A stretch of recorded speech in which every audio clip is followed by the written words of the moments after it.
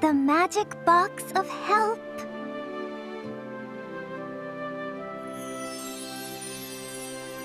कभी ऐसा हुआ है कि किसी के चेहरे पर एक छोटी सी मुस्कान लाकर आपके दिल में मानो खुशियों की लहर दौड़ गई हो?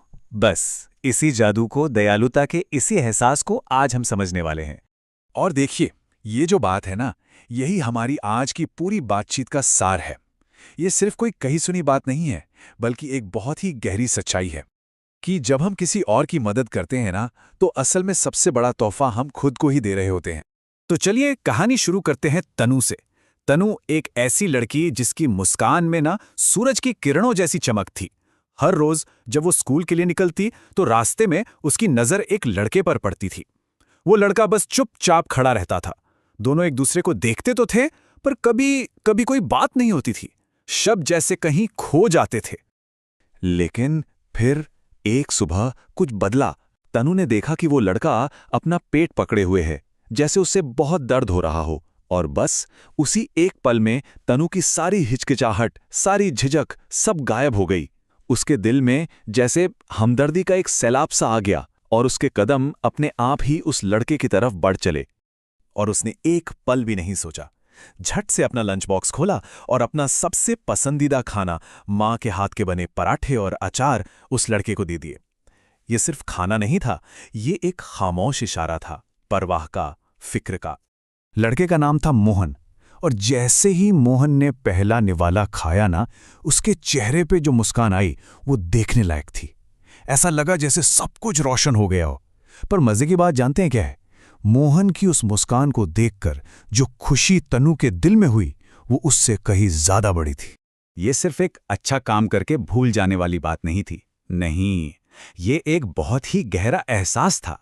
तनु ने अपने अंदर एक अजीब सी शांति, एक सुकून महसूस किया। और ये एक बेहतरीन मिसाल है इस बात की कि देने से असल में मिलता कितना कुछ है। और दयालुता का वो जो एक छोटा सा बीज था ना, वो धीरे धीरे एक बहुत ही खूबसूरत दोस्ती के पेड़ में बदल गया। अब तो रोज का हो गया था। तनु हर दिन मोहन के लिए कुछ ना कुछ लेकर आती। कभी खाना, कभी अपनी पुरानी किताबें, तो कभी सर्दियों में गर्म कपड़े। और देखते ही देखते उनका ये रिश्ता हर दिन और मजबूत होता चला गया। तनु और मोहन की कहानी वाकई दिल को छू लेती है ना? पर अब सवाल ये उठता है कि मदद करने की, देने की इस भावना को हम अपनी रोजमर्रा की जिंदगी में कैसे लाएं? खासतौर पर एक क्लासरूम जैसी जगह में इसे कैसे जिंदा रखें? इसे सबकी आदत कैसे बनाएं? तो इसका एक बहुत ही मजेदार जवाब है मदद का जादुई बक्सा। ये एक बहुत ही सिंपल लेकिन कमाल की एक्टिविटी है। ये हर दिन की दयालुता को, मदद करने को एक मजेदार खेल में बदल देती है। एक ऐसा खेल जिसे सब मिलकर मनाते हैं, एक त्योहार की तरह। और सबसे अच्छी बात पता है क्या है? इसे शुरू करने के लिए कोई महंगी चीजें नहीं चाहिए। बस एक छोटा सा खाली डिब्बा, कुछ रंगीन कागज की पर्चियां और स्केच पेन। बस ये वो चीजें हैं जो किसी भी क्लासरूम में आराम से मिल जाती हैं। और बस इतना ही काफी है इस जादू को शुरू करने के लिए। तो सवाल ये है कि आखिर ये जादुई बक्सा काम कैसे करता है?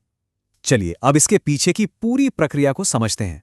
बहुत आसान है, पर असरदार बहुत है। तो देखिए, इसके 4 बहुत ही आसान से स्टेप्स हैं। पहला, रोज आपको एक पर्ची पर लिखना है कि आज आप किसी की मदद कैसे करेंगे। दूसरा, अपने इस अच्छाई की पर्ची को उस जादुई बक्से में डाल देना है। तीसरा, दिन भर में अपना वो वादा पूरा करना है। और चौथा, जो सबसे जरूरी है, अगले दिन अपना एक्सपीरियंस सबके साथ शेयर करना है और अपना नाम मदद के पल वाले चार्ट पर लिखना है। ये जो मिलकर शेयर करना है ना, असली जादू यहीं से शुरू होता है, क्योंकि एक ही कहानी सुनकर दूसरे को हिम्मत मिलती है। सुनिए जरा इन पंक्तियों को। अपनी खुशी बांटो, अपनी परवाह बांटो। दयालुता दिखाती है कि हम कितनी हिम्मत करते हैं। कितनी सच्ची बात है ना? वाकई किसी की तरफ मदद का हाथ बढ़ाने के लिए हिम्मत चाहिए होती है। और यही हिम्मत तो है जो हम सबको एक दूसरे से जोड़ती है। और आगे की पंक्तियां हैं, मदद करने वाले हाथ दिलों को हल्का करते हैं, छोटे कामों को एक उज्जवल दुनिया में बदलते हैं। बस यही तो है इस पूरे काम की खूबसूरती। ये छोटे छोटे अच्छे काम, ये दयालुता के बीज मिलकर एक ऐसा माहौल बना देते हैं जहां हर किसी को लगता है कि हाँ, मैं यहां महफूज हूं, मैं खुश हूं। ये एक्टिविटी सिर्फ अकेले अकेले कुछ करने के बारे में नहीं है। असली मजा तो तब है जब सब मिलकर अपने एक्सपीरियंस शेयर करते हैं। जब बच्चे एक साथ बैठते हैं, बातें करते हैं, तो वो एक दूसरे को बेहतर समझते हैं और हाँ, जब हम अपने स्पेशल नीड्स वाले दोस्तों को भी इसमें शामिल करते हैं, तब तो क्लासरूम सच में एक परिवार जैसा बन जाता है। एक ऐसी जगह जहां हर कोई एक दूसरे की इज्जत करना और एक दूसरे का दर्द समझना सीखता है। चलिए 1 मिनट के लिए रुकते हैं और सोचते हैं। जरा याद करने की कोशिश कीजिए, जब आपने किसी की मदद की थी, कैसा लगा था तब? दिन में एक अजीब सी खुशी हुई थी ना? और अब वो पल याद कीजिए जब कोई आपकी मदद के लिए आगे आया था। वो जो एहसास होता है ना, शुक्रगुजारी का, जुड़ाव का, बस यही एहसास इस पूरी कोशिश की जान है। और सोचिए, जब हर कोई रोज दयालुता का बस एक छोटा सा काम करने लगे, तो वो सिर्फ एक छोटा सा काम नहीं रह जाता। ये बिल्कुल वैसा है जैसे शांत तालाब में एक पत्थर फेंकते हैं और फिर लहरें उठती हैं, जो फैलती जाती हैं, अच्छाई की लहरें। और धीरे धीरे पता भी नहीं चलता और क्लास का पूरा माहौल ही बदल जाता है। वो एक ऐसी जगह बन जाती है जहां हर बच्चे को लगता है कि हाँ, मेरी यहां अहमियत है, मैं यहां सेफ हूं। कंपटीशन की जगह कोऑपरेशन ले लेता है और एक दूसरे से आगे निकलने की होड़ की जगह एक दूसरे की देखभाल। तो मतलब सीखने के यहाँ 3 लेवल हैं। पहला, एक्सपीरियंस, यानी किसी की मदद करने की खुशी को खुद महसूस करना। दूसरा, एक्शन, मतलब उस एहसास को अपने कामों में उतारना। और तीसरा, इमोशन, यानी दूसरों के साथ एक गहरा जुड़ाव और सुकून महसूस करना। ये सिर्फ सीखना नहीं है, ये जीना है। और एक बात हमेशा याद रखने वाली है, मदद कभी छोटी या बड़ी नहीं होती। उसे नापने का कोई तरीका नहीं है। कभी कभी एक छोटी सी मुस्कान या बस प्यार से बढ़ाया हुआ एक हाथ किसी का पूरा दिन अच्छा बना सकता है, सच में। तो अब ये सवाल हम सब के लिए है। आज दयालुता का वो कौन सा छोटा सा काम है जो हम करना चाहेंगे?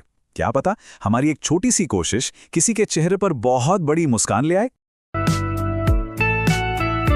अगर वीडियो पसंद आया तो सब्सक्राइब करना, ये है मेरा इरादा। लाइक बटन पे क्लिक कर दो, हमें सपोर्ट करते रहो। अपने दोस्तों से शेयर करो ताकि चैनल आगे बढ़े, तुम ही कुछ करो।